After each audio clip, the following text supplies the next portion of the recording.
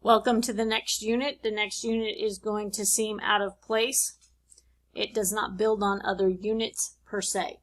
So this unit is going to cover scatter plots, mean absolute deviation, and functions.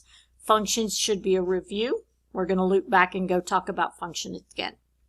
Your tasks during this unit is students will use a trend line that approximates the linear relationship between bivariate sets of data to make predictions. Bivariate just means you have two datas like X and Y. Students will analyze data, determine what correlation, if any, exists.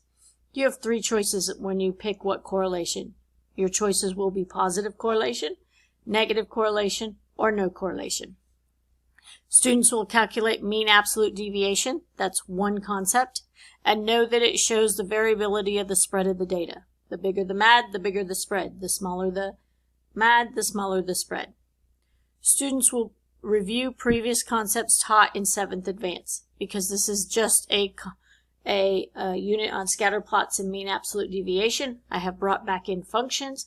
I have also brought back in 7th Advanced concepts that we have already done, such as surface area, volume, anything that you have been taught. This unit will have problems about mean absolute deviation, and that's one concept, scatter plots, functions, and review questions from previous units. That's the introduction to this unit. The next video will go over vocabulary.